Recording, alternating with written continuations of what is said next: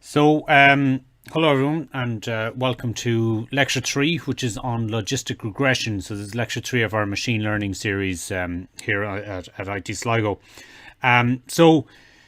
We've mentioned last week linear regression, and this is logistic regression. So this would give you the impression that it's obviously going to be related, but it also might give you the impression that it's a regression problem because of its name. But we're going to see in a moment that actually it's poorly named, and that can sometimes happen as new systems are developed, new ideas are developed. Oftentimes they make some little incremental change and they give it a name, and then it turns out later on when we want to categorize these things that some of the names just don't match our nice neat categorization, and this is one of them.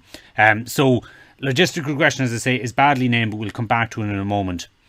So what I'm going to do is I'm going to give a fairly simplistic example, which is I'm going to assume that we've got images of a road ahead of us. Okay, so I have a picture there of a road, which is taken from the Kitty dataset. I'm not actually using this image. This is just as for explanatory purposes.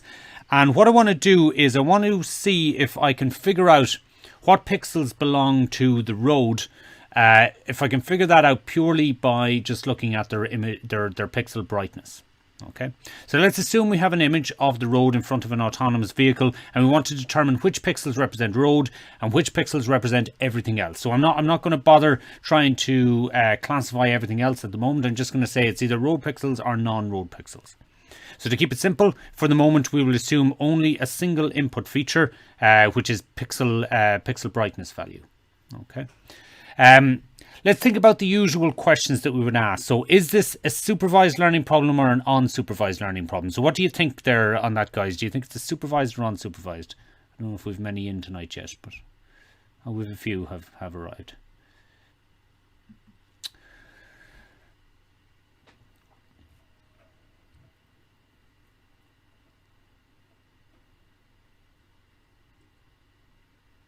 Okay, so I think most of you have gone for supervised, and that would certainly be the case. Now, strictly speaking, I haven't actually given you enough information yet to tell whether it's a supervised or a non-supervised problem, because I haven't told you whether we've actually labelled the pixels or whether we have training data that has labelled the pixels.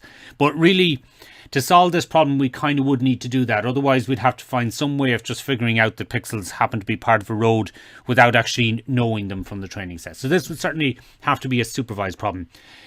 Is what we're doing here, would you call this regression or classification? That's question number 2. So we're trying to figure out if a pixel is road or non-road.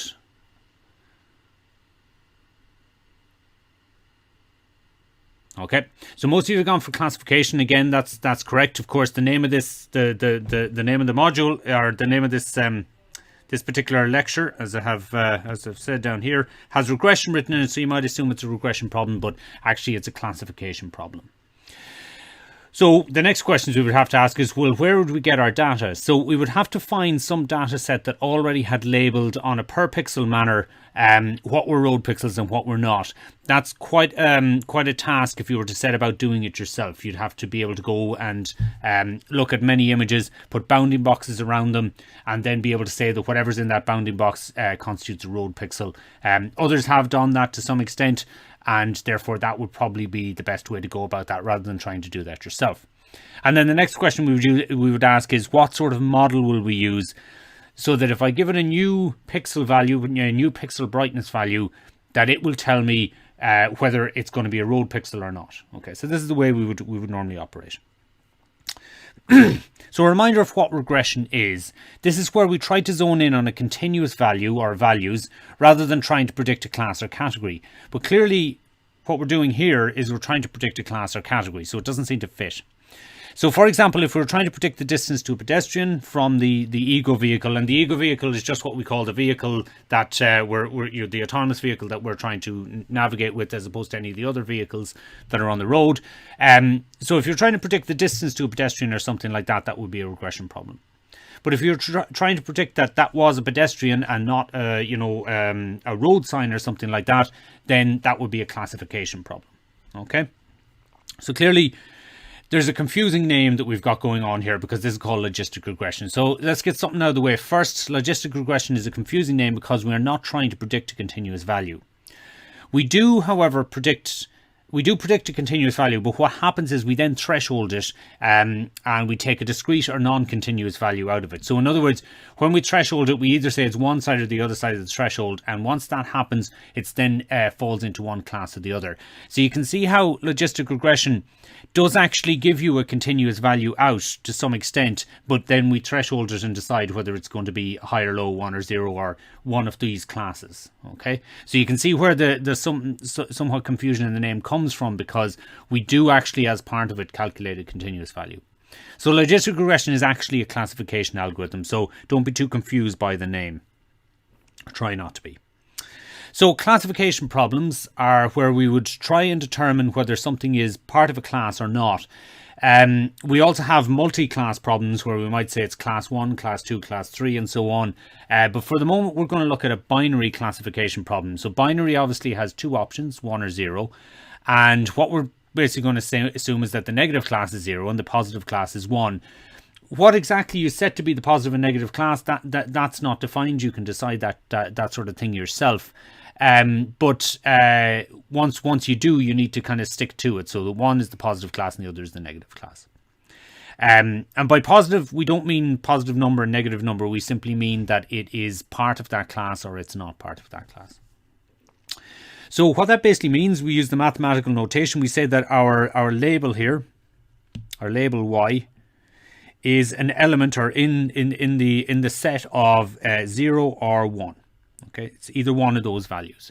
So they would be our labels. And so what we mean by that is that if you have a label on, as part of your image, or sorry, if you have a pixel as part of your image, let's say we pick one of these pixels down here. So I had a recording crash there for anyone watching the recording. So I think I was just finishing off here by saying that for classification problems, we have labels. The label is y, and the label is either 0 for the negative class or 1 for the positive class. But what's going to happen is that when we output a value from our system, it may not give us exactly 0 or 1, and we then have to threshold it to come to that value. Now, when we talked about linear regression last week, we had a function of x. You remember it was a straight line that we would go along. But the thing about a straight line is that, strictly speaking, once we give it the once we come up with our equation for it as to where its y-intercept is and what its slope is, once you've all that information, then that line theoretically goes on forever in all directions. Okay, there's no limit to where that line begins or ends. Okay. But that's not the case with our logistic regression function here. We need it to be between 0 and 1. And why is that? Well, it's because our labels are either 0 or 1, and we don't want it going beyond that. Okay, so it can't be more positive than the positive label that we have there. So we want to in some way constrain our values to make sure that we can get values between 0 and 1, but we can't go beyond 0 and we can't go beyond 1. Okay, so what we can use to make sure our values stay between these two values and that we can then threshold to be one or the other. Okay, so we need to have a think about what we can use. So the answer to this is called a sigmoid function, also sometimes called a logistic function as well, and this is where the logistic in logistic regression comes from. So in effect, what happens here is you've got your function of x here. And what happens is an x value goes in and something comes out as y. Okay, so you could call this f of x here, or y. Either one is fine. So what happens is the x value goes in there. Of course, e is set in stone. It's one of those universal constants.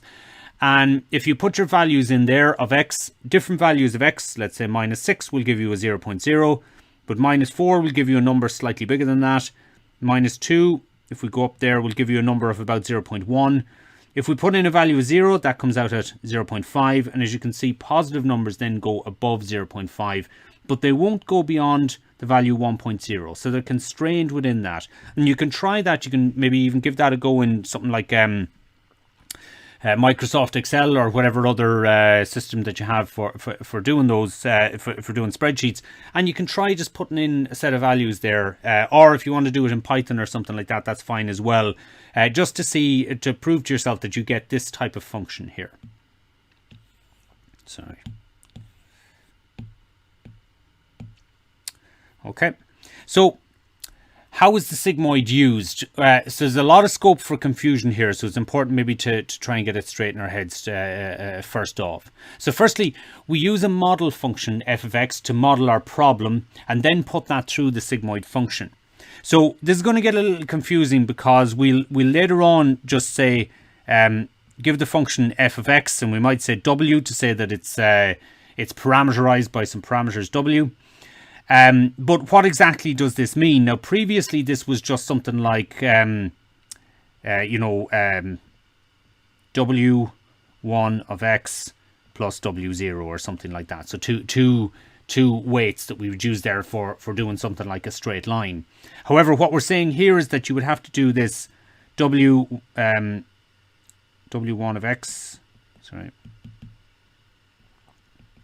w0, or I could put those w0 and w1 the other way around either. And then we put that through the sigmoid function. So what we're basically saying is that we have 1 over 1 plus e times all of that. Okay, so that's the idea of what we mean here by this entire function. So we model the function, first of all, f of x, to model our problem, and then we put that through the sigmoid function. Once again, the whole world of models is open to us. So we don't have to be stuck with just this simple linear model. We could put in a much more complex model there if we wanted to. But obviously, we're going to start off by looking at that. But we can, of course, have any sort of other model that we then put into the sigmoid function. So the world of models is open to us with regards to how many parameters we want to use and what complexity we want from our model. Y would be a continuous value. So whatever gets produced from this, it must be between 0 and 1. Okay, that'll automatically happen. Okay, but it'll be a continuous value, and it won't just be the value 0 and 1. It could be any value in between. And what we would then do is we'd then threshold it. If it's above 0.5, we'll say it's a 1. And if it's below 0.5, we'll say it's a 0. Okay. But it can also be useful, as you'll see in a few minutes, to know exactly what the number was rather than just the 1 or the 0. That can be useful for our training purposes. But once we get to the point of trying to predict and trying to say, okay, I've got a new value here. We've got our model already set in stone. Is this a road pixel or is it not? Then in that case, it's prediction. If it predicts something like 0.8, then we would automatically say that goes to 1, and we would say that is a road pixel. Okay. So how's the sigmoid used? So the pre-threshold value is great for training, as I say. So imagine we're trying to predict if a pixel is a road, which is a road pixel, which is 1, or non-road, which is 0. Now the training label says it's a road. Okay. So let's imagine that we have a label there, y, that says it's a road. Okay, so we know it's a road pixel. If we put that through our model and it comes out as 0.7, right, we know that is not as correct as if it came out as 0.9, because we know it should be 1.0. It should be a road pixel, but we got a value of 0.7. And if we had another one, we put it through and it was 0.9, we would know that this one was more correct. Okay. Now, we'd be much worse off if it happened to be that y was equal to 0. It was not a road pixel and we were getting 0.7 or 0.9. In that case, 0.7 would not be a good answer, but it would still be closer to 0 than the 1.0. Okay, so you can see how you can kind of think about this as if, if I ran a quiz or something like that, and you went and you answered some of the questions, but all you got is that you passed or you failed. And you wouldn't be entirely certain, well, what did you do wrong? You want to get some sort of feedback. So this is where, if we just said that the label was a 1, and we thresholded that 0.7 and said it's a 1, and we thresholded this 0.9 and said it's a 1, you can tell that from this one and this one, I have no more information. I don't know that one is better than the other. I don't know that we have done better in the thing. So you can see that there's not much feedback in that. That's just like getting a pass. Whereas there is a lot of feedback information in the sort of values that we get there. Okay. So after the threshold, these would both be 1.0 and deemed correct. But so what, you might say? If it's correct, it's correct. only for that training example. The problem is that it's better that we see in training that the model is as sure as possible and not just a little above 50-50. Because later on, we might find that our model was only saying it was 55% sure that that was a road pixel. And if we then put in a new road pixel, that's just slightly to the side of that, it may well get classified as not being a road pixel. So that's why we want to do that. Okay. Can I just do a quick check that everybody's still there and you can all still hear me? Good. I always panic there for a minute that I'm going to see nothing and I'm going to have to go right back. Okay, so that's good. Okay. So this brings us to the idea of probability. Now, I'm very aware that this year that we're running the program, some of you have already done the 2 maths modules. You did them last year. Others only starting the course. You're maybe doing the certificate in automotive AI. You're doing linear algebra at the moment, and you're not doing your statistics and probability until next semester. So I am quite aware of that, and I'm going to try and ease up a little bit on that more than maybe I would normally do on a machine learning course when I talk about probability. So I'll try and always go back and explain to you what the things are that we're dealing with, particularly for those who haven't done the statistics module yet.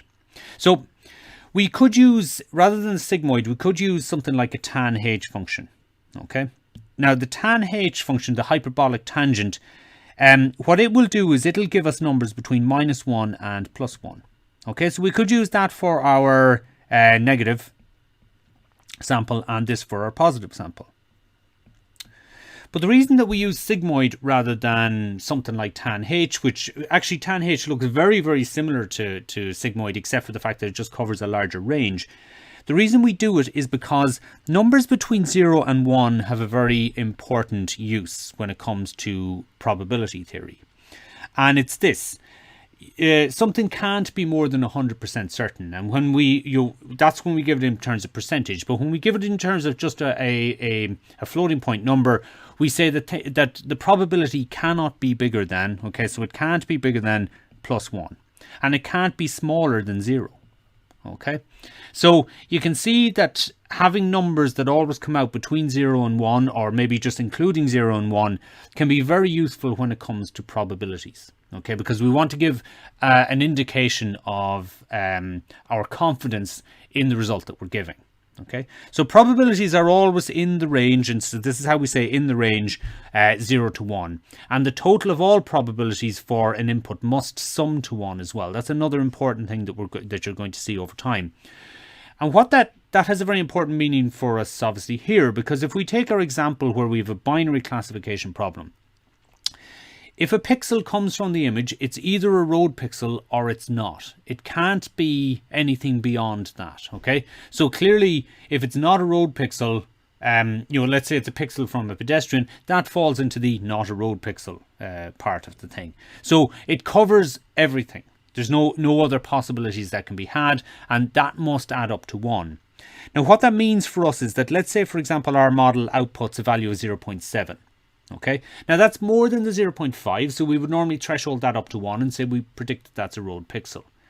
But what this is really saying is I'm 70% confident it's a road pixel, okay, because it's only 0.7. So it thinks it's a road pixel, but it's only 70% confident. And via the maths of probability theory, this also means that it is 30% confident. And you mightn't think of using the word confidence there when it's only 30%, but saying I'm 30% confident that it is a non-road pixel. Okay, so if you even just looked at that on your own and just looked at the 30%, you might think that was quite significant. Okay. Now, the thing is, when it's road pixels or it's not road pixels, when you're just thinking of it in that terms, that doesn't seem too important. But imagine this was a situation where, a patient has a tumor and we're trying to determine whether it's a cancerous tumor or a non-cancerous tumor. And you can see the issue here that if you tell a patient that we're 30% confident that it's a cancerous tumor, that of course means you're 70% confident that it's not. but 30% will scare somebody quite a bit if they hear that. That's the bit they'll hear. They won't hear the 70% that they're not. So you can see how these numbers are quite important in terms of us trying to figure out exactly what's going on in the system. So even though in this particular case we would say on the balance of probabilities we're dealing with a road pixel, we do have to be clear that we're not totally 100% confident. Now, be careful though, don't mix this up with real statistics. Okay, so let's say, for example, that you see and Irish weather apps are hilarious for this, 30% chance of rain. Now, what that basically means is that they think that when they make this prediction, that 3 times out of every 10, it will actually rain. And in the other 7 times out of 10, it won't rain during that hour. And that's what they mean by the confidence value that they have there. And they normally do that by working back the way through statistics. It's not the same in this particular case. What this is saying is that the model is 70% confident that this is a road pixel, but that doesn't mean that it will be correct 70% of the time. It could be a situation where the model is completely wrong, but it just happens to be overconfident. And indeed, when you start training, the model oftentimes could be 100% confident of the completely wrong answer because it hasn't learned yet. Okay, so the goal that we want by the end of training is that firstly it predicts the examples in our training set correctly. Okay, that's the first thing, and then the second thing is that it be 100% confident of those samples. So if it gets them all right, but it's only, let's say, for example, 55% confident of some of them, that would give you pause for concern, particularly with anything in that particular area. Okay, so while we talk about probabilities between 0 and 1, and we use this as a probability, don't mix that up with this being absolutely definite of a probability, because that's not the case. We can't know that unless we kind of test it in a generalized way, and then we can give a fairly good idea of what its detection rate would be. Okay, so to do this, we need to talk about the decision boundary, which, as I said, is our kind of threshold level. And we note that for the sigmoid function to output a number greater than the threshold, which is 0.5, the function f of x must output a number greater than 0. Okay, so whatever model we come up with that's then going to go through the sigmoid, that function must output a number bigger than 0 if it's to get a number that's going to be between 0.5 and 1. If it outputs a number smaller than 0, as we can see there, it's going to predict values in that range there. Now, what that means is that we need to engineer, but we need to learn our function f of x so that it will automatically send our labels that are the positive case, that it'll send them to be values, regression values, you can think of them, between 0 and, well, infinity. And if it's very, very sure of them, the further towards infinity it should be. Whereas going the opposite direction here, we assume that when we train it, it will automatically have the negative class. It'll send out values smaller than 0 for that, and that those values then, when they go through the sigmoid, will be closer to 0.0. Okay. So we kind of have to engineer a function. So the last time when we were trying to make an f of x, we were trying to get it to fit along a straight line. In this one, it's a bit different. We're trying to have a decision boundary, and we're trying to say that the further it is away from that boundary, the further towards plus infinity or minus infinity it goes. So if f of x is smaller than 0, then this will give a prediction below the threshold. This means that f of x must learn to produce values in this range no matter what it is trying to classify. So we need to have a mapping from the sort of numbers that we're producing, such as pixel brightness values. We need a mapping from that to a situation where we have 0 in one direction, or we have positive numbers in one direction and negative numbers in the other direction. So just maybe to make sure, I think I've already done this on a previous slide. I kind of left it here as an example, but you can see here that the sort of ranges that we're going to get. So if I have a positive number of 1, you can see that might come out at something like 0.7 or about there. And you can see that when I get up to something like a positive number 3, I'm already up to about 0.95. Numbers beyond that, if I get up to 5 here, you can see I'm already at not quite 1.0, but very, very close to it. And what happens is that this will continue on at that. Now, in truth, it never actually fully gets to 1.0, and going this way, it never fully gets to 0.0. Do any of you know what the type of function is? And don't worry about spelling it wrong. What the type of function that almost but never quite reaches it's the limit that it's going for. Do you know what the name of that type of function is?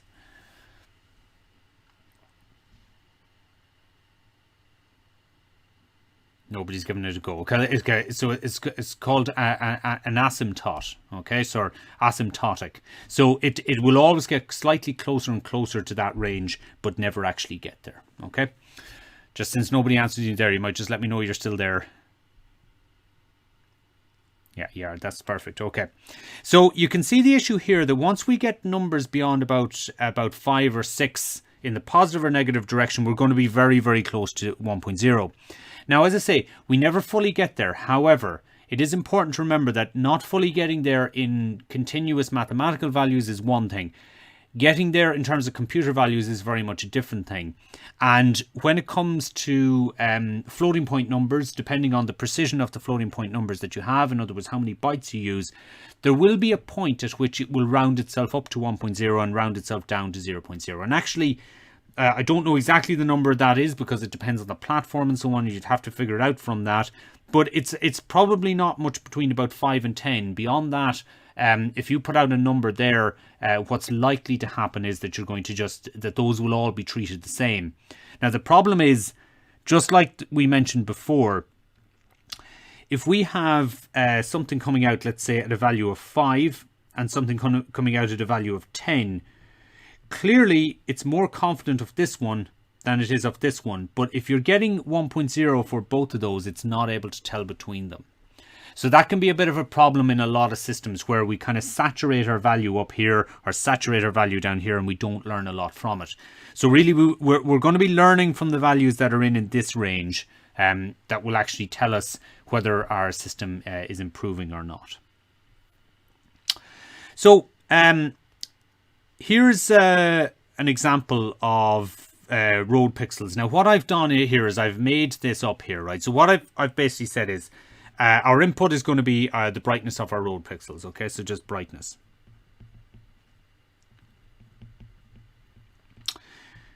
Okay, that's our input. And this is our output. Now this is important because people often get confused with these diagrams and think that this is two-dimensional. This is very much one-dimensional here. Okay, so it's one-dimensional. Which means that we have one dimension in and that gives us a resulting value out.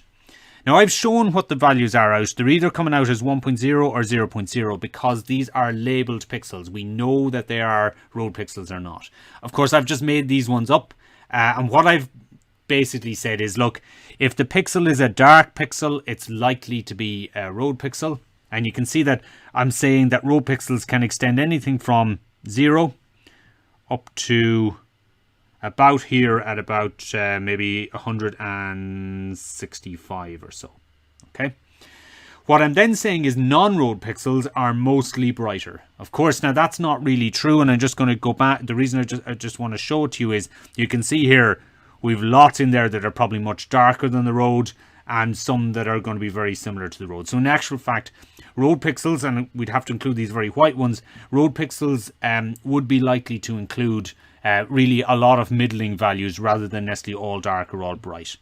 Okay, but for the sake of just my example, I've just made up ones in order to make it a little bit easier on ourselves. But one of the things that I have done is I have made sure that there's an overlap here because in the real world this will tend to happen. So the question then is, where should we set our threshold value? Where should our decision boundary be? Now, a lot of the time when we're going to talk about this, we talk about the decision boundary as being a straight line. But actually, it's only a straight line in a two-dimensional case. In a one-dimensional case, it's a single point. And in 3 dimensions and further on, it's going to be a hyperplane. Okay? So, where would you set our decision boundary here? What value, and by what I'm really saying here is, what pixel brightness value between 0 and 255, which is our upper limit, where would you set our point where we say it's either a road pixel or it's not? What would you go for as a value?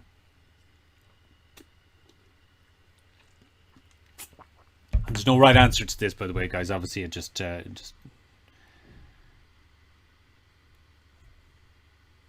So somebody's saying around 130 or 140. So around about here somewhere is what you're saying. Okay.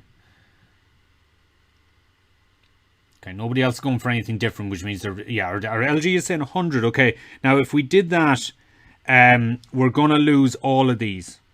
Okay, so anything up in that range, we're going to lose them. And Vin is saying 90, which is even lower, so we'll probably even lose that one with what Vin is suggesting. Okay, so I think the compromise there of about 130, 140 is not a bad one. So I'm going to say that this is our decision boundary. Okay, so I'll just write that as DB for decision boundary. But what I will say is that we've got a situation here, there, and down to there. Okay, so and then I'll put my decision boundary up here, up the middle. Okay, so my decision boundary there, up the middle, but you can see that on either side we're going to have some problems. Okay, if I bring in a new one, okay, so a new value, let's say for example that I just say, okay, I've got a new value here, and I'm going to draw this with little circles. So I'll say, okay, I've got a circle there, so it's a value of 65. What do you reckon our model would say? Is that a road or non-road?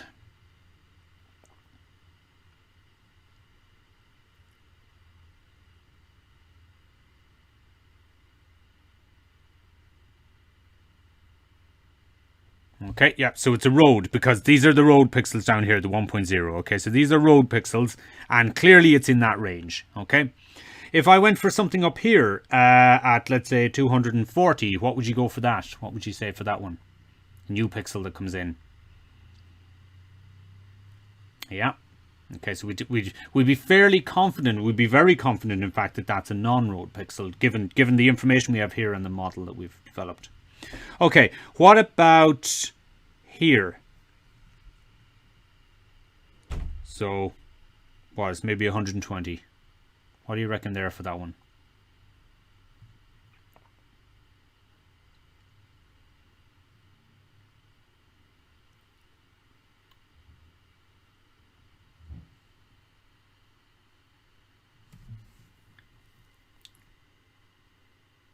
Yeah, and Stephen is saying it could be either, and that's true. Okay, but we have to give one value or the other. Okay, and Vin is saying 60% road, and that's not a bad thing to say, Vin. That's true. Okay, so what we're saying is here, it's going to fall that side of the decision boundary, so it's going to come out as road. But what we're saying is we're not absolutely certain. Okay, so we're probably going to say it's 60%, maybe 70% road, and that would mean 30%, 40% non-road would be what our thing. So we have this whole range in here and in here where we're not sure, and this section there is really where the sigmoid comes in. Now I'm going to draw the sigmoid on top, but don't make any assumptions about the way I'm drawing it here. What I'm saying is that, in other words, on one side it's going to be there and the other side is going to be that. Okay, now the reason I'm going to delete that straight away is because that will give you the wrong impression of exactly how the sigmoid works in it. It's in particular, it's the wrong way around for starters, but it just does at least give you the impression that it's that curved part of the sigmoid is going to land in this section here in the middle, and that's how we're going to try and determine roughly where we are. All right, so here's how the system is going to work. We firstly have our x value comes in, okay, and it goes into our model. And what we're going to do is we're going to have to come up with the model that's going to work this. Okay, so what I'm going to do is I'm going to draw you what's probably the model for this. So what I'm going to do is I'm going to use a simple linear model for this. The y equals mx plus c, or as we wrote it before, y equals w, and again I think I called this w1 last time. I'll call it w0 this time. w1x plus w2. Okay, sorry, w2. Or w1, sorry, doesn't really matter what order they're in as long as we were consistent with it. So what I'm saying is a simple straight line. So how is this straight line going to work? What we're going to do is we're going to start here. I'm going to draw down in a straight line down like that, and I'm going to try and draw it. I drew it too slow is all that happened there. Okay, so it's something along the lines of that. Now, what happens is that we take our values here. So let's say, for example, I take any of these values up top here. Okay. If I take this one here, that comes out as a value of, or comes out that direction there, right? So draw it along the line here into our sigmoid function. Okay. So ignore this guy. He's more to do with the label rather than anything else. Okay. So what happens here is that our value comes over here. Now, what happens when it gets to our sigmoid function? Okay. So when it gets to our sigmoid function, it hits it there, and we draw a straight line down the way here, and that comes out as a 1.0. Okay. So what has that meant? Well, that meant that when we put it through, remember the blue line is our model, as in our f of x. Okay. And then what we do is we put that through our sigmoid function and we get a number out the other side. Okay. So what is it said in this case? It is very, very, very, very sure that this is a road pixel. Okay. Let's take an example here. Let's take this one here. So I'll just draw a straight line down here like that. Okay. And I'll draw across the way here to where that is. So something along that. Okay. Now this isn't exact, by the way, guys, obviously, because my diagram isn't exactly placed in the right place. So what this is suggesting is that our model here would have to produce the number 5 here in this particular case. Okay, roughly.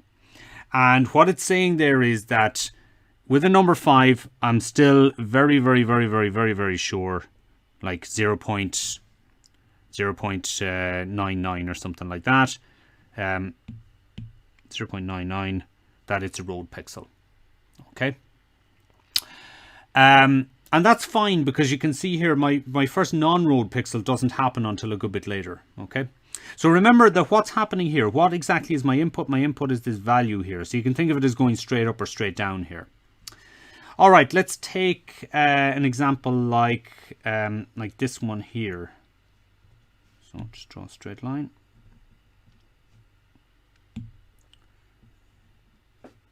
All right. So what happens there? What value do we give for this? Well, we'd say, and again, this is probably not exactly correct, but we'd be saying that we'd be about 80% sure that this is a road pixel, because it's on the right side. Remember that we set our threshold somewhere around here, around the 130, 140. Okay, so it's on the right side of that decision boundary, but we're not absolutely certain. Okay.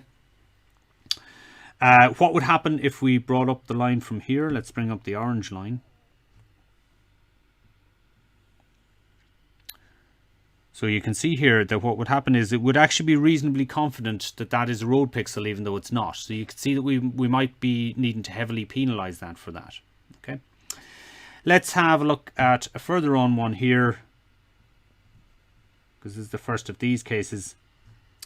What have we got here? We've now got a negative number, as you can see here. So we're coming in at a negative number. So what I've done is I've lined up that 0 roughly with that 0 there, so that you get that impression. But don't kind of take them y's straight into account. It's what we're going to have to turn them into to get to get them to be because this y is more related to this one output here instead. Okay. So you can see there we've gone down to a negative value in order to go down through that. Okay, so we can see if we go along there, we're going to go down to about 0.2. So what's that suggesting then at that point? Okay, I'll come back to your question now in 1 second, Vin.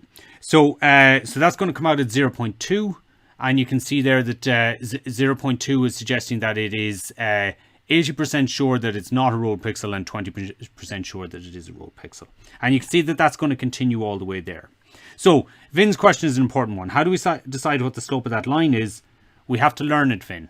Okay, so that is going to be this one here. That's going to be that one there. That's the slope of our line. So it's going to learn that line. And it's got, so basically, remember what's happening here. We have an input pixel value coming in. It has to get multiplied by, so it goes in here at that point there. So your x value there goes in there into your linear function.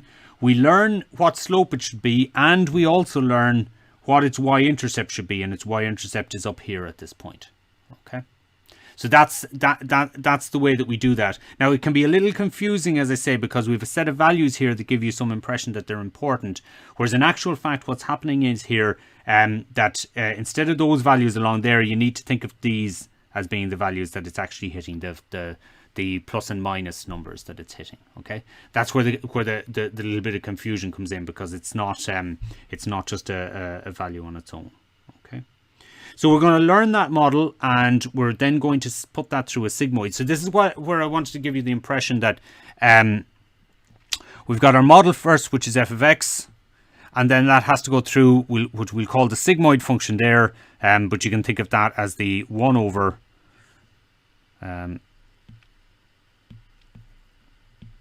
1 plus e to the power of this. Okay, e to the power of that. So that's where we're going up the way and then across the way. So I'm trying to show the two functions on the one slide, which is not that easy to do, and people often get a little bit confused because you can't really show the sigmoid function and the other thing all on the one slide, because we've got two different things. So this causes one value, and then the overall thing causes another value.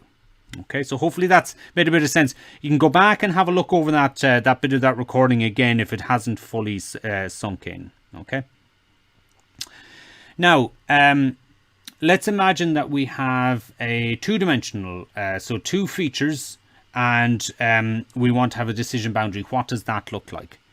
So I mentioned to you earlier that when we have a one-dimensional, so one dimension in and one and a value out, then we have just a single point.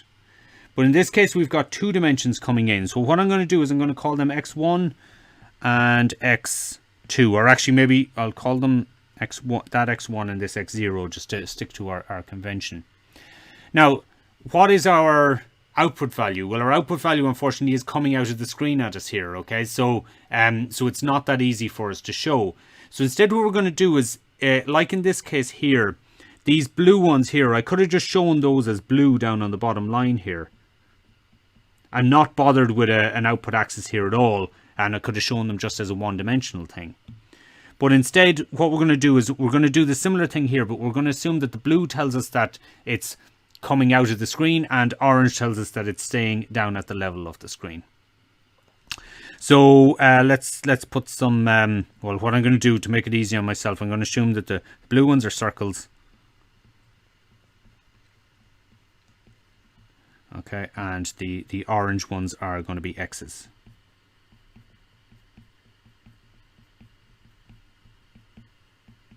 Okay.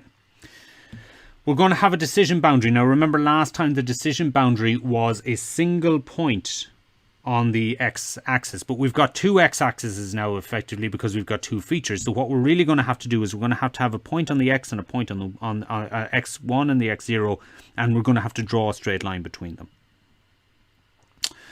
How did I do that with my straight line? I probably could have done better. So I think what I'll do is I'll redraw that and say, well, it was likely this is what I was trying to do. Okay, so something like that to get it either side. So now I've got a decision boundary and I get everything perfectly on the right side of the boundary. Now, what I'm going to do is I'm going to mark two of these. I'm going to call this A, and this one B for the sake of argument. Now, which do you reckon, given this decision boundary, which do you reckon are we more sure of? Okay, so which are we more sure of XB or more sure of XA?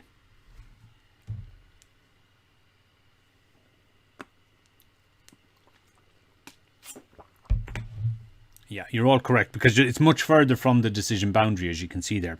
So again, what we're going to have is that kind of curved part of the sigmoid is going to be around this decision boundary. It's in a higher dimension, so it's difficult for us to picture. But remember what happens here. We have an input value of x and an input x0 and x1. So we have a function of x0 0 and x1. So those two are going to go into a function. You can think of that as like a programming function or otherwise. And what then is going to happen is we're going to put 1 over 1 plus e to all of that. Okay? And that will give us a single value out. And that value must be between 0 and 1. Okay? So you can see how it doesn't really matter how many features we've coming in. Once we put it to our function, that brings us down down to a single number, and that single number is then used to bring us to a number between 0 and 1. And what you're going to find is that these ones that are close to the boundary, we're less sure of them. And in particular, if we have some that are on either side of the boundary, that's going to make things even worse like we had before. Okay, so exactly how much area close to the boundary that covers is going to be dependent on how many fall either side of that boundary, and therefore how unsure it is from the information that we have. Okay. I thought there was something popping up there telling me something. It doesn't matter. Okay. So that's the idea if we have a two-dimensional decision boundary. And really all you need to worry about now is... because again, you might be saying, well, okay, what's the slope of this line? What's its intercepts and so on? Again, that all comes down to learning the parameters that we would require. And what we would require in this particular case is we would require let's say a W, well, we'll write it this way, W0 by x1 plus W1 by x2, and we'd need a W2, I'll put those as x0, sorry, and x1. And then we'd need a W2. And what would W2 be? Well, the thing is that you have to remember that this is popping out of the screen, and therefore it's somewhere along this z-axis that comes out there. Or you can think of it as a y-axis. Sorry, I'll write it as y because we used x1. You can think that there's a y-axis coming out of the screen somewhere, and somewhere along that line, this line has to intersect that axis there. Okay, but again, beyond a certain point, you can't really picture that, and it's just a matter of you know that this is happening, and you know that you have to learn each one of these in order to figure out what that's going to be. Okay, and then put it through its sigmoid. So how are we going to learn it then is the next thing. We have to come up with a loss function, and we have a loss function here. Part of the problem with this is that because of that sigmoid being nonlinear, our loss function here is non-convex if we just do it straight off. So what I mean by that is that it'll probably look something, and I haven't ever looked at this directly, but it'll probably look something along the lines of a kind of a wiggly sort of thing going down like that. And the problem is, well, gradient descent might find that point or that point, but it's not necessarily going to find the lowest point in the signal. Okay, so this is called non-convex. And really what we'd like is a smoother sort of function that might only have one place where it's at its lowest, or where it goes low before it goes high again. So to do that, what we do is we actually take the log of the function. And it turns out that in this case, that has the effect of making it into a more convex function. Now, we don't go into the analysis of that, but you can see here that the log is generally the opposite of the exponential function. And therefore, it has some, between the two of them, they're going to have an effect on each other, which makes that a little bit easier. I won't say any more than that. So we have a loss function here. And what we're basically saying with our loss function is that we put in our prediction, which is we put x into the model, our input into the model. We get some output from our sigmoid. And what we're going to say is, well, if our label is 1, this should be our loss function. So remember, we're dealing with a supervised task. We know what our label will be. If the label is 1, this is our loss function. And if the label is 0, then this is our loss function. Okay. Now, I'll explain, we'll take a look at those in a minute. But one of the things to be aware of is that any cost function or any function that includes if statements tends to be a little bit of bother. So what we're going to do is we're going to write something that looks more complicated but is actually simpler, because we don't need an if statement in there to make decisions. So we'll see that in a moment. So one thing to be aware of is that fw of x this time includes the sigmoid. So you can think of this as previously I wrote something like along the lines of f of x. And then what we did is we put that through a sigmoid function. So it's 1 plus e to the whatever. And what I'm saying is this overall thing now is what we're calling fw of x. Okay. And it's simply that we're just including the sigmoid in our overall function now, to make things a little bit easier on us. So fw of x here, and it's obviously it's parameterized by w, but so was the previous one as well. This includes the sigmoid, and the output of the sigmoid is always between 0 and 1. So we know that our fw of x is always going to be between 0 and 1. And we know that y must be either 0 or 1. It can't be the other. So therefore, that's what we're going to be comparing with each other. So what then is the range of values that we could possibly have for our loss function? I'm going to take a look at that on the next slide. I'm going to draw that for you. But just to make a small little point about convention, unless otherwise stated, in machine learning, the convention is that when we say log, we mean log to the base n, or ln, we do not mean log to the base 10. Okay, so just to be aware of that. So whenever you see log generally used in machine learning, it refers to the natural log, the log that's that refers to that exponential function. Okay, rather than log to the base 10. Right, let's have a look at these functions. So let's take minus log of fw of x. Okay, and we said we're going to use this if y is equal to 1 in this case. Okay, so what does this function look like? So we know that fw of x must produce numbers between 0 and 1, and therefore there is no point in me looking at any numbers beyond 0 and 1 on my graph here. We could just have a look at it and see what happens, but we're just going to deal with between 0 and 1. So if you have a calculator there in front of you, grab it, because you're going to need it here. What I want to know is, what is the log of 0? So what's the log of 0 first of all, so that I can figure out roughly where on my graph here, put a y-axis there, where I'm going to be. So what's the log of 0?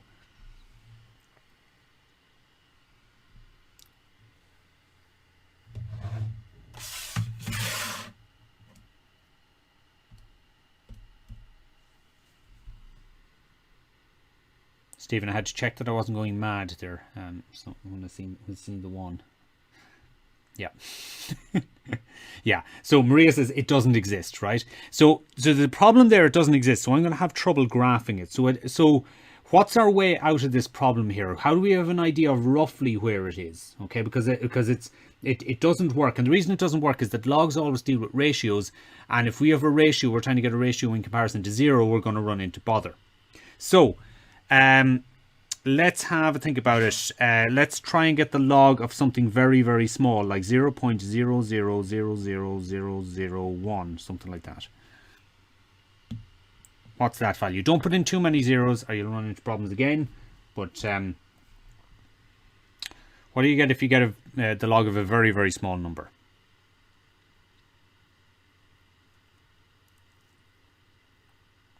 Okay, so yeah, it's not. It's for a very small number, it shouldn't be infinite. That's what we should be getting for the not defined one, but you should be getting a number, I'd say around 20 or something for that, depending on how many zeros we put in.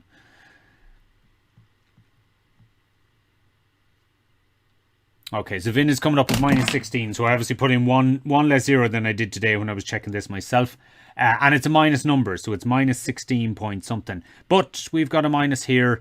So, which means that overall we're going to come up with a plus number. Okay, so that's the reason for those minuses there.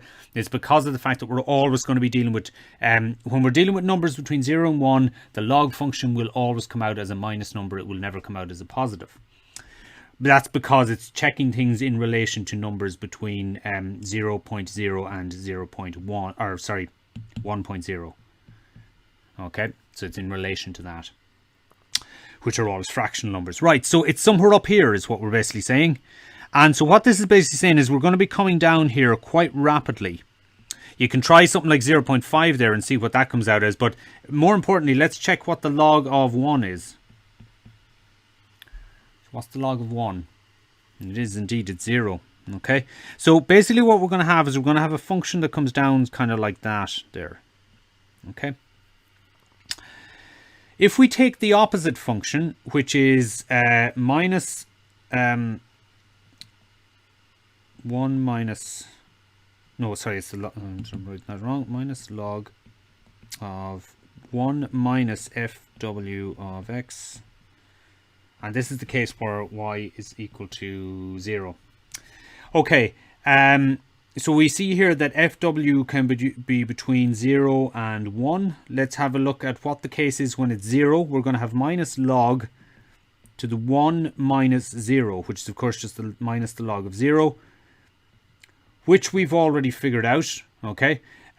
We showed that the log of 0 was this infinite value, but this is happening to us when we're, sorry, minus log of 1, I'm after doing it wrong. 1 minus 0 is of course 1.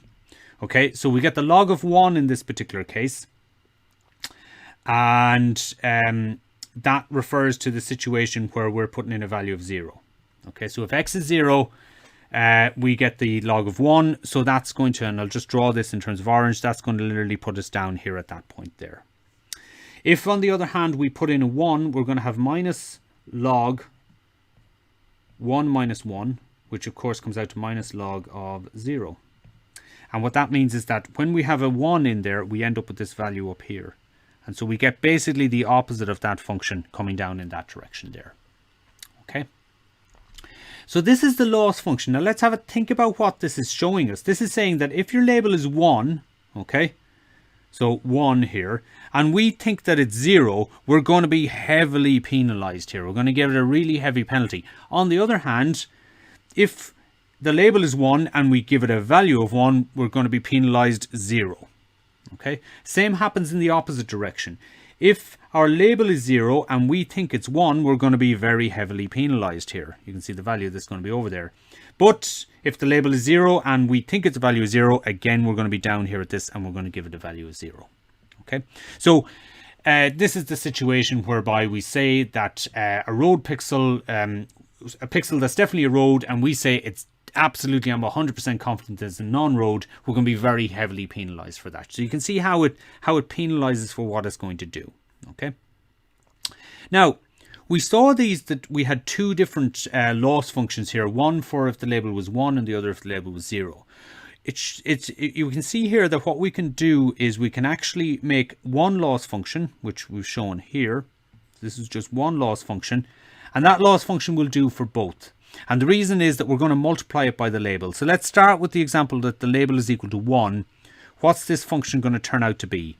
Well, we've got minus 1 for the y there, log fw of x, and then we've got minus 1 minus 1 times log 1 minus fw of x. Now, 1 minus 1 is 0. So that basically means that we can rub out all of that. And so when our label is 1, we just get exactly this. And we can even rub out the 1 there. It's not really necessary. We just get the minus the log of fw of x. We don't need this minus back here. And you can see that that's worked out to exactly what we had on the previous slide. Let's look at the other option. Let's say that y is equal to 0. So y is equal to 0 in this case. That's minus 0 times log fw of x minus 1 minus 0 log 1 minus fw of x. And you can see here in this case it's this one over here that's going to be wiped out because of the 0. Okay, so because that 0 is there, we wipe out all of that. We're left with this 1 minus 0. Well, that's just a 1. And because a 1 is multiplied in, we don't even need to keep it there.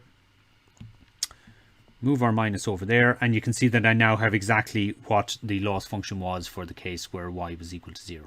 Okay, so you can see that this one loss function, even though it looks slightly more complex, this is very good because we can write it straight into a program and we don't need if statements in there trying to see, well, which one are we dealing with.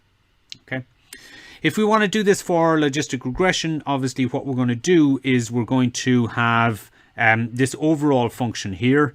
So we've just moved this down here.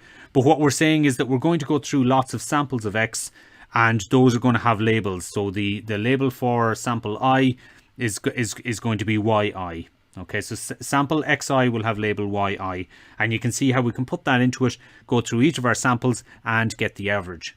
Of course, if it happens to that fw of x, let's say for example that it comes out and says it's a 1 and this is a 1, then when we get the log of 1, we're going to get a 0, and therefore it will basically add nothing to our cost. So getting the number right adds nothing to our cost. Getting it wrong does add something to our cost. And if we get it completely wrong, the opposite way, it adds an awful lot to our cost. We've seen there that it can get close to infinity. But in normal cases, if you're dealing with somewhat reasonable numbers, it won't get quite to that. And it turns out that this function is convex as well because of those log functions, and that greatly simplifies our minimization of it. So our job from here is to try to find the optimum parameters, W. Going back to Vin's question from earlier, how do we find our slope? This is how we learn it, by minimizing this loss function here. Okay, so remember, don't mix up the loss functions with the actual function that does your model. The two are of course related, but you're going to optimize the loss function, not optimize the original function. Then we can use the model to predict new outputs on unseen data once we've done that. So we no longer need the loss model when we're dealing with new samples that are coming in. Okay. So when we minimize by gradient descent, as we've seen before, gradient descent is a general algorithm, so it works the same way as before. All that changes is that the function fw of x is different. Okay, so what we do is, once again, we take our learning rate times the partial derivative of the loss function that we saw on the slide previous with respect to the current weight, weight j, and we repeat that at every step. And the other thing is, we must do this simultaneous update.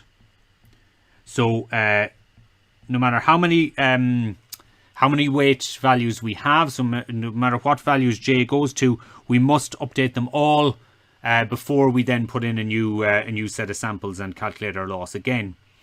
Now, we have to get the derivative of that loss function there, which I don't know how many of you would actually be willing to give that a go or not, to try and get the derivative of that. I'd say if you had done calculus recently, you'd probably give a reasonable go at that. I'm not going to make you do that, and I'm not even going to show it here.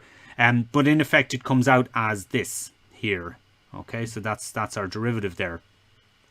Now, those of you who looked at the notes from linear regression quite recently will see that this looks like it's exactly the same as linear regression because it is the exact same form. However, there is one small difference, and it's this. That is not the same function as it was in linear regression. This now includes the sigmoid. Okay, so it's not. So we take this loss on the output of the sigmoid. So it's not the exact same function, even though it has the exact same form. It's also lucky, as you can see, we've lost all those log functions and so on, so it's come down to something quite simple in the end. So that's how we would update it. Once again, feature scaling is always a good idea. Okay, so if your features are radically different in value, just like in linear regression, it's a good idea if you were to scale them to be roughly within the same sort of magnitudes. If you've forgotten what that is, make sure to go back and look at it. So what would happen if I was to add more features? So rather than just looking at pixel brightness, what if I added some more? So I've taken an example here, and this is the case that we have when I looked at the two-dimensional idea. So we've our let's say our x0 here and our x1. Now, what I've given as an example here is pixel brightness down here and proportion from the bottom of the image here. And what I'm basically suggesting here, with again my admittedly made up numbers, is that we have no road pixels. Oh, well, maybe to pick a better color than that, we'll go for white, I think. We've no road pixels below, well, below about there. Okay, sorry. So below about that point, we've no road pixels. Okay, so what I'm doing is I'm now using the brightness, but I'm also using where are they in the image to suggest to me whether it's a road pixel or not. So I'm now including more information in what I'm doing. So what I've suggested here is that, okay, the blue ones, which are remember now the blue ones are coming up out of the screen to us here. Okay, so they're on a kind of a y-axis. A y-axis that comes out of the screen, and I'm still on white, so a y-axis that comes out of the screen. Okay, so the blue ones are high up on that, and the orange ones are down low on that in terms of our labels and in terms of what we would like out of our sigmoid. But what I'm suggesting here is that our pixel values for road will generally be dark pixels, but they also won't be above about 0.5. 0.5 in terms of where they are in terms of the bottom of the image. Whereas non-road pixels, I'm saying, will be majoritively above that. So above that in value and above that in position. Now, as we saw, of course, there are plenty of non-road pixels in that particular image. It's a very wide image that are lower down in the image. But you may often have situations where you're on a highway and where the entire bottom of the image is taken up by a road. Okay, so this is not unreasonable, the numbers that I've made up, but nonetheless I have made them up, so do be aware of that. Okay, so would this make things easier? And I think it would. We have more pieces of information now to try and make our judgment call. So we could extend our road pixel classification algorithm to include more features. What sort of features might be important? However many features we use, we must still have a decision boundary between elements of that class and the elements that are not of that class. Beyond 2 features, this becomes hard to visualize, but the idea is still the same. And I think you can kind of see here that it would make sense that I'd have some sort of a line down there. Okay, maybe we could move that a little bit, maybe to there, and maybe rotate it, I think, a bit, because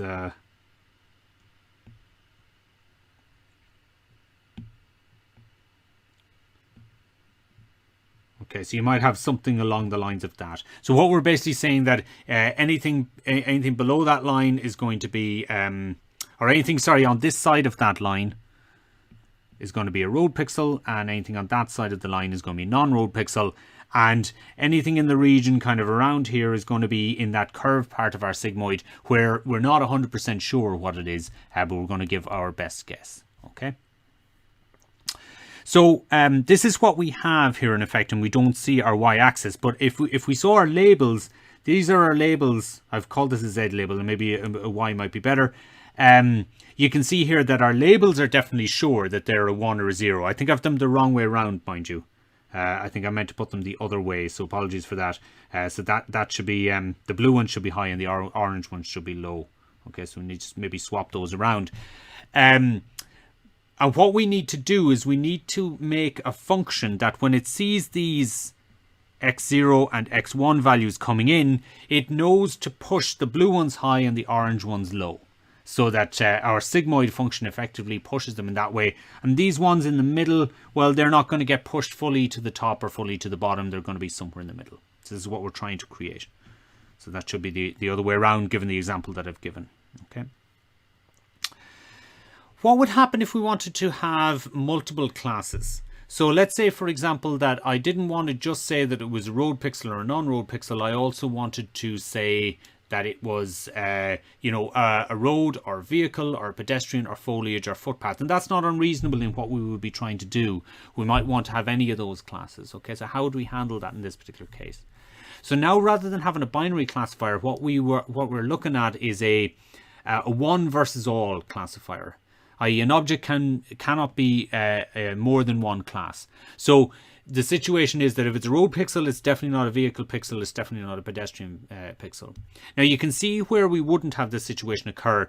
We could have something that is both a road pixel and a road marking, because of course the road markings are on the ground. Okay, and that would be a different problem. One would be a subset of the other if we were going to do that, or you'd have to keep them entirely separate. But in this case, what we're saying is it's either one of these, but not two of them at the same time. And a footpath. Okay. So what we'd normally do then is we'd normally give these numbers. I'd say this is class 0, class 1, class 2, class 3, and class 4. And the reason for that is obviously computers don't deal well with names. They're going to deal much better with just a number that suggests which class it is. And once we know that, we can then work back from that class to tell us which one it is. So the one versus all, or sometimes called the one versus the rest, would work in somewhat a way like this. So again, I've just made up some values here. What I've said is that I've got 3 classes here. The blue ones, once again, are my road. The green ones are road signs. And what I'm suggesting with road signs is that, they're going to be roughly within that pixel brightness range, but they're also going to be high up in the image because they're going to be sitting up high. You don't generally have road signs. Or I know you do have painted things on the road, but I'm talking about actual road signs that we might be reading. Those, like speed signs and so on, they would be mostly up in the air. Okay, and then we would have All the other we're going to put in as orange here, so they're in that range. Okay. This is not working for me indeed. Okay. So what we'd actually do when we're doing this is we turn this into 3 separate binary classification problems. So rather than trying to turn it into one classification that classifies over 3 things, we turn it into 3, because there are 3 of them, 3 separate binary classification problems. So the one becomes the positive class. So let's say we decide that we were going to have road and all the non-road. Then we'll have road signs and all the non-road signs, and then we'll have all the other and the road signs and the road all go into 1, okay, in that particular case. So this way we can train using our sigmoid function again, because remember our sigmoid only goes between 0 and 1, so it has to decide it's one or the other. It can't decide between 3 or 4. It's a little bit like a transistor in that sort of way. And this would give us 3 different models. Okay, so we'd have to have 3 models that would run. So to run a prediction then later, let's say we get a new pixel in, how do we decide which one it is? So what we would do is we'd run through all 3 models. So we'd run the pixel through 3 different models, that we'd each one a binary classifier. And later, we'd see which one gives the highest probability of a positive class. Okay, so I thought I got rid of that and obviously didn't. So we'd see which one gave the highest probability of a positive class versus the negative class. So later we'll look at single models. So I mean later in the course, not tonight. We'll look at single models rather than several parallel models that can do multi-class classification. However, they will be much more complex in terms of the number of parameters and in terms of their setup. We'll generally be using a neural network at that stage. So what I would say to you is simply because you're using multiple models here might sound like it's a problem. In actual fact, because each of those models are so simplistic, they're just usually simple linear models or so on, that you shouldn't really rule out the idea of using multiple simple models over a complex neural network model if the several simple models does the job for you, because it will still be simpler than the more complex model that does all 3 at the one go. So this is despite the necessity for multiple models. Okay, so this is kind of the one versus all idea. We have the blue ones against, and we now put everything as red. There are all the other ones. Then if we're doing the road signs against everything else, you can see we have the red there. And again, what we're going to try and do is we're going to try and have a decision boundary maybe that'll go like that. I don't want to draw a straight line for me, and then this one might be something along the lines of that. Again, you can see here it's going to be slightly difficult in order to get that just perfect. Okay, one of the things you might be a little bit wondering about is when it comes to this, that let's say for example that we had something that could perfectly separate the data. Let's imagine that this one, just for the sake of argument, let's imagine that this one was blue and this one was red. Okay, now we've got them that's an orange instead of a red. Doesn't matter much, but we'll just do it. So you can see we've got them perfectly separated, and the question then that would come is, well, is that the right way to have it, or could we do something along the lines of, could we move it this way or this way? Which exactly is the right line that still manages to separate them? Can we move it up the way and down the way and so on? So that's something we'll be coming to in a later lecture, which is trying to find the one that gives you the maximum margin between the two, rather than just giving you an answer on it. Now the sigmoid will still try and find a best value for that, but there are other methods of doing what is effectively the same problem, again for classification. So what we're going to do over the next number of weeks is we're going to be looking at a lot of different classification methods rather than just the regression that we did in the first case. So what I'm hoping to do, maybe hopefully by this week or early into next week, is give you your first assignment. And what I'm planning for that is fairly simple classification problem, but I want you to look at each of the different methods and see which of them is going to do, which of them you think does the best job, and you're going to do a write-up on that. Okay, so more on that later, but that's kind of where we're going with this. What you should be doing in the meantime is maybe trying to test some of this out. So can you get linear regression working on a small little data set? Can you get logistic regression working on it? And if you look up scikit-learn, they'll have lots of examples there where you can pull data sets from there and test these things out for yourself. Okay, just obviously to thank Andrew Ng, because a lot of what I deliver in these first few lectures, I've drawn particularly heavily from his lectures that are on YouTube. Scikit-learn, obviously, we're taking a lot of stuff from that, and this was the this last one here. Was the reference to the Kitty data set, which is where I took that image from. Okay, so that's it for tonight, guys. Hopefully you followed most of that, but make sure to watch back over the recording if there was anything that you didn't fully understand. Okay.